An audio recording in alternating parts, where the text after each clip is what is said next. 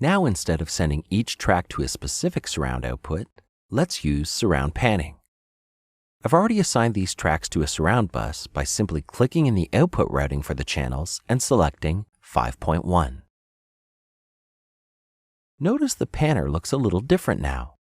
Now double-click on the panner window. Now you can easily move the sound for this channel anywhere in the surround field you want. Let's quickly pan these tracks around. It doesn't matter where, just have fun with it.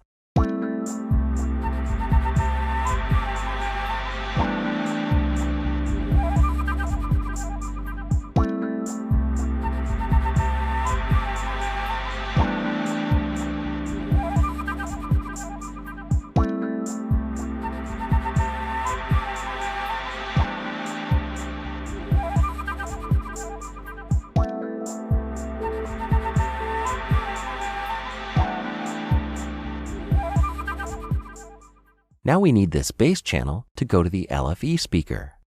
Let's reset the current panner by Alt-clicking here. Notice the knob that is marked LFE. This directly controls the amount of signal going to the LFE output. Since we're sending this to the LFE, we should turn off the other speakers that aren't being used. This ensures that the sound only goes to the LFE channel.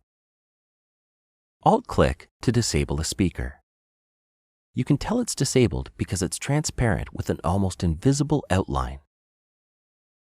A muted speaker is solid yellow, and a solid red speaker means it's soloed. Just click on any speaker to solo it.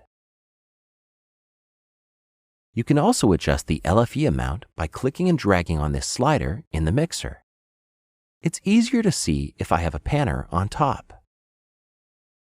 There. Now you can see that they are the same parameter. Let's go back to our first channel.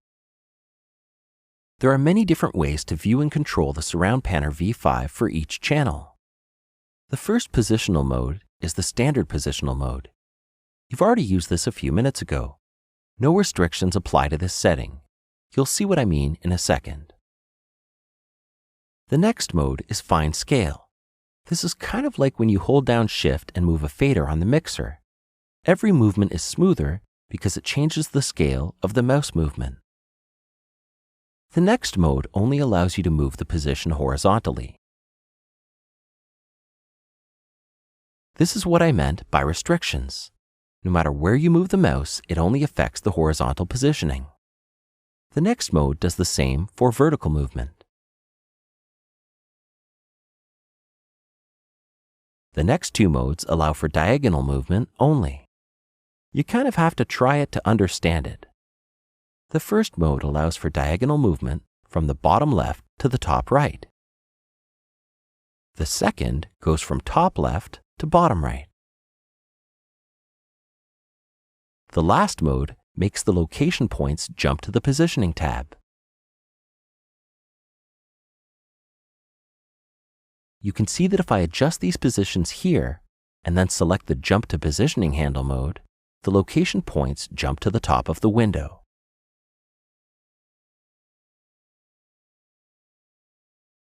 This button here that looks like an eyeball will switch the view to Overview mode.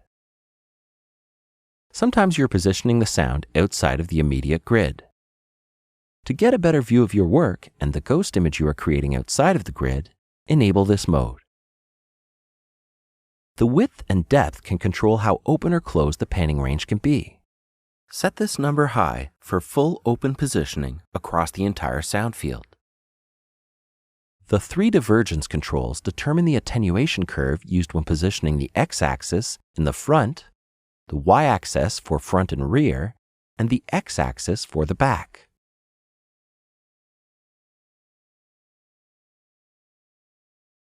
The center distribution control is used to distribute part or all of the center signal to the left and right speakers.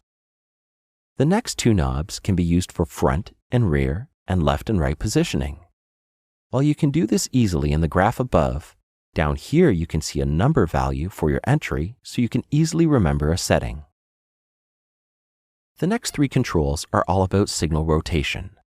The first knob, Rotate Signals, rotates the source channels around the positioning handle. All signals rotate around the handle, but they can't move beyond the surround field. I love how the graphic display interprets this information.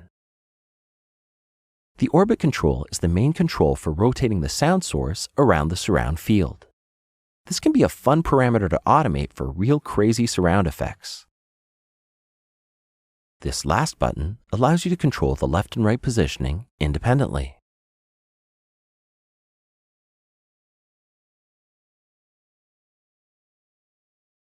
The radius allows you to control the distance from the center of the surround field.